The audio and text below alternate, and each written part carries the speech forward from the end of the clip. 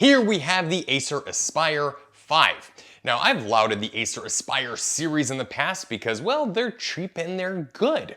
This one only comes with 128 gigabytes of NVMe solid state drive and 4 gigabytes of RAM, so on paper it seems a little bit weak.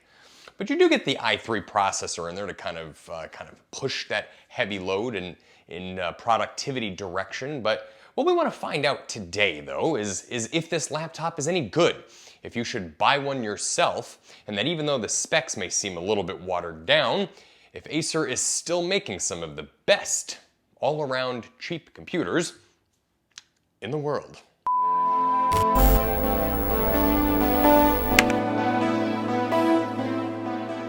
Now, we're currently still recording after several months. We're still recording the worst laptop in the world videos. We're in the process of testing like 10 machines right now, trying to kind of figure out which one we hate the most. So this, and most of them happen to be very inexpensive machines, but this one is cheap and it's fantastic. Now here's why.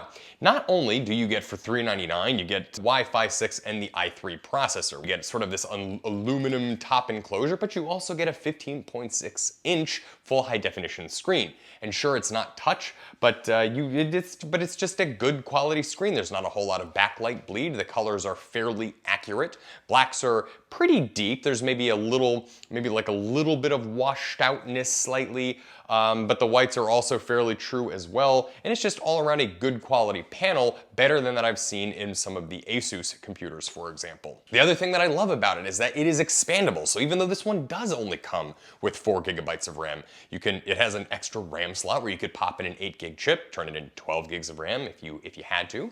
It also has an NVMe slot that allows you to upgrade to up to 2 terabytes of storage. And it even has, now this is the kicker and my favorite part, has a SATA slot. So if you wanted to have your NVMe drive, you could also have a SATA drive in there as well for that extra storage capacity that you may need. It's great for pictures and videos, and for that alone, I think this notebook might be fantastic for like a college student or even a high school student, somebody that's just sort of getting into the educational field and just needs like something to store media and things like that. Sure, it's not a powerhouse where you're going to be editing raw 4K photos and videos or anything like that, but it's just all around a very delightful, expandable machine. It does have a webcam built in, and no, it doesn't have any nifty features like Windows Hello compatible cameras or fingerprint scanners. It doesn't even have a backlight on the keyboard. And note, by the way, on the keyboard, I'll say this, that it is a good quality keyboard. I love that they have black keycaps on there, so they're easy to read, but there's no backlight on it, and they are stiff and sort of tactile, and they feel good to type on. They're kind of textured, so they just sort of feel good on your fingertips. That said, the keys might be just a skosh small. They're a little bit oddly shaped as well, so, but it's nothing that you won't be able to get used to after maybe just like, a few days or something. But nevertheless, it's a good quality keyboard. And the trackpad, while it's not the biggest one I've seen either, is also pretty damn decent. And it's multi-touch, it's accurate, it goes where you want, there's not a whole lot of ghosting. All in all, this computer doesn't really leave you wanting for too much more. At $399, it's kind of a steal because you buy it thinking, I don't really need anything that powerful, but then, hey, you can upgrade it later on down the road. You can't do that with Apple computers. In fact, you can't even do that with most laptops these days. So that's pretty nice that you can just sort of pop a few screws off at the bottom or bring it into a professional to get them to upgrade this laptop for you. And of course, we wouldn't have our computer stuff reviews without going over the input-output, which is, by the way, another thing that I really am quite fond of on this machine. So on this side, we have USB-C, which I thought was a fantastic touch. A lot of these cheaper entry-level notebooks skip over the USB-C, so that's pretty nice that they had that on there. It has USB super speed regular port, but the 3.0. Another USB super speed port as well. And then you can charge your devices off of those USB ports if you wanted to, which is kind of a nice touch. HDMI 2.0 built in. It has an Ethernet jack with a little talky face on it, which is cool. It's kind of interesting. A lot of these notebooks are starting to get rid of Ethernet too. The I/O on this thing is actually fairly impressive. And then of course, my favorite of all ports, which is where you plug it in. Because it doesn't run on solar energy. And then on this side, we have Kensington lock because, of course, everybody uses Kensington lock.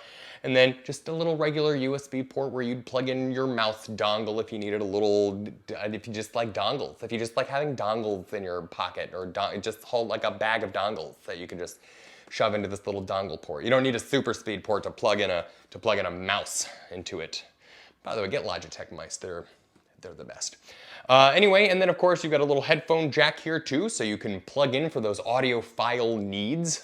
The speakers on this thing are adequate. They're laptop speakers and they're cheap, and frankly, I'd rather, as we've had some comments about cheap speakers and laptops, and as people have pointed out, I'd rather them go cheap on the speakers than other things. So the speakers are adequate, but you'll want the headphones if you, should I just stop talking about the fucking headphone port?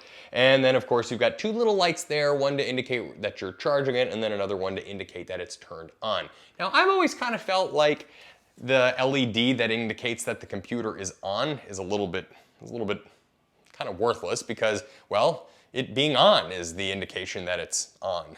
But that said, the charging one is, I think, valuable to know.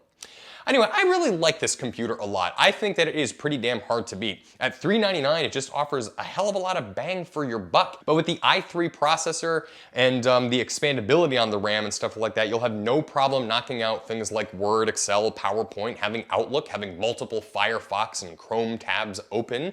This is just an all-around good little entry-level laptop perfect for your grandmother who really just needs basic email and web browsing, or a college student that's just kind of getting in. They haven't quite figured out their major yet, if they're like an engineer or something, so they just need a little plinking laptop to plink out Word docs and other things with.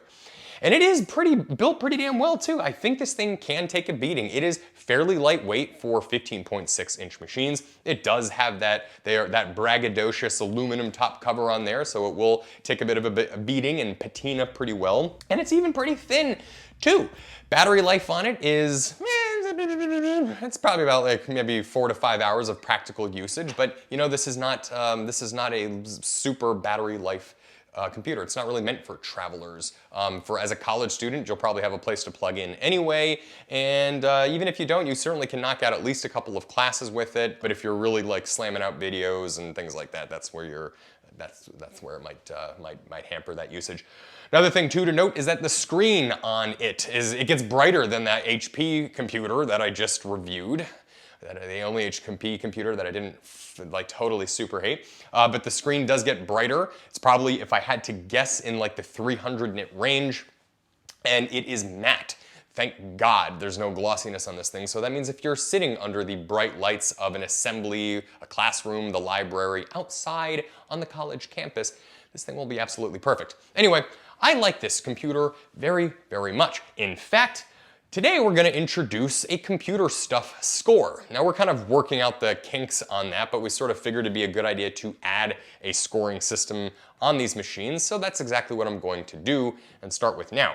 So I think by all accounts, this is probably, now understand it's relative, you know, you're scoring it based on what the machine is, but I would say that I'd go like 7.5 out of 10.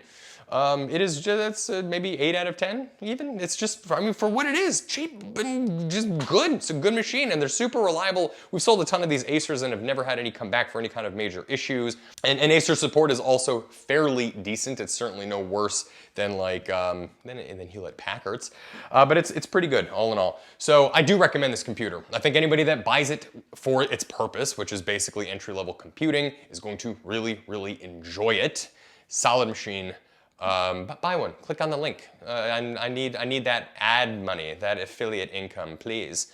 Anyway, I think anybody that buys it's gonna like it. Please like and subscribe. Please tell your friends about this channel. I'm gonna stop making videos unless you pass the word around, which you all are probably thinking, thank God he's gonna stop. Anyway, we'll be back with another video really soon.